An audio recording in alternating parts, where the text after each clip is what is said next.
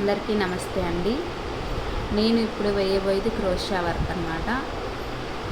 నేను వేస్తున్న విధంగా మీరు వేస్తారంటే చాలా బాగా వస్తుంది క్రోషియా వర్క్. ఈ క్రోషియా వర్క్ని మనము శారీలకి ఎక్కువగా వాడతాం. చీర కుచ్చులు మామూలుగా ఎవరైనా వేయించుకుంటారు, కానీ ఇది మాత్రం చాలా కష్టము. అలాగే కాస్ట్ కూడా చాలా ఎక్కువేనండి.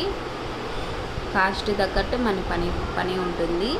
ఫస్ట్ ఎవరికైనా కూడా మనం నేర్చుకోవాలి అనుకున్న ఇంట్రెస్ట్ ఉండే వాళ్ళైతే చూసి నేర్చుకోవచ్చు. ఒక్కటి కూడా తప్పిపోయినా మళ్ళీ మనము ఫస్ట్ నుంచి మొదలు పెట్టాల్సిందే. చూడండి, ఇలా ఫస్ట్ మనం తీసుకొని ఇలా ముందరికి అనుకోవాలి. మళ్ళా ఇలా తీసుకొని చూడండి, ఇలా తీసుకొని ఇలా వెనక్కి లాగాలి. మళ్ళా ఇంకోసారి అలా తీసుకొని, అంటే వేళ్ళు తిప్పుతూ ఉండాలి మనము. చూడండి, ఎప్పుడు అయినా సూది అంటే ఈ నిడిల్ ఇది ఉంది కదా, ఇది మన వైపే ఉండాలి, ఇలా ఉండకూడదు, ఇలా ఉండాలి ఖచ్చితంగా. అది మాత్రం గుర్తుపెట్టుకోండి. ఒక్క నిమిషం మళ్ళీ మీకు నేను చూపిస్తాను. చూడండి, నా వేలు ఎలా ఉందో అలా చూడండి. ఇలా ఇలా చూడండి, ఇలా తీసుకొని అలా లోపలికి మళ్ళీ ఇలా తీసుకొని ఇలా ఇలా వేస్తుంటే ఫస్ట్ మనం ఇది ట్రై చేసినామంటే మిగతా డిజైన్స్కి మనము చేయొచ్చండి.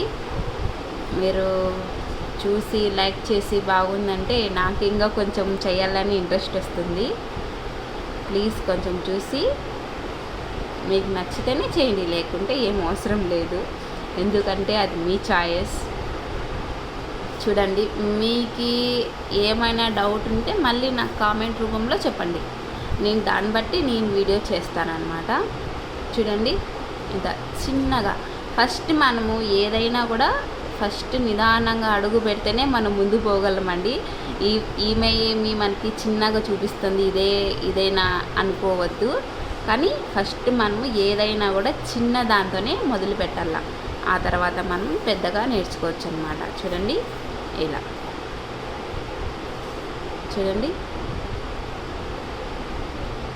నేను ఇంకా చీర కుచ్చులు, ఇంకా ఇలా క్రోషియా వర్క్స్, మోడల్స్, జాకెట్స్ అన్నీ కుడతానండి నాకు టైం దొరికినప్పుడు. ఇంకా మీ సపోర్ట్ దొరికితే నాకు ఇంకా కొంచెం వీడియోస్ చేయడానికి నాకు ఇంట్రెస్ట్ పడుతుంది, నేను చేయగలను.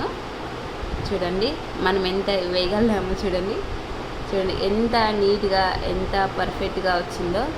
ఫస్ట్ మనం ఇలా నేర్చుకున్నామంటే మనకి ఆటోమేటిక్గా డిజైన్స్ వచ్చేస్తాయండి. ఇదిగో, ఇది చూసారా, ఇది దీనిలాగే వేసానండి. ఇది చూపిస్తున్నా మీకు ఫస్ట్, అంటే శాంపుల్ చూపిస్తున్నాను. కొంతమంది మనం సూదితో వేస్తారనమాట. ఇలా సూదితో వేస్తే అంత పర్ఫెక్ట్గా ఉండదండి. ఇలా మనము ఈ క్రోషియా వర్క్తో దీంతో వేసుకుంటేనే పర్ఫెక్ట్గా ఉంటుంది, చూడడానికి కూడా బాగుంటుంది. ఇలా మనకి కొన్ని బీడ్స్ మధ్యలో వేసుకొని శారీకి వేసుకోవచ్చు, ఇంకా బ్లౌజ్కి వేసుకోవచ్చు. వెనకాల మనకి లాడీలు పెడతాం కదండి జాకెట్కి, ఆ లాడీకి కూడా మనం తగిలించుకోవచ్చు. చాలా బాగుంటాయి. మీకు నచ్చితే ఒక్కసారి లైక్ చేయండి. మరికొన్ని వీడియోస్ చేయడానికి నాకు బాగుంటుంది కదా, అందుకు చెప్తున్నాను. ఇంకోటి ఇది చూపిస్తాను. నేను వేసినది ఇదిగోండి. ఇలా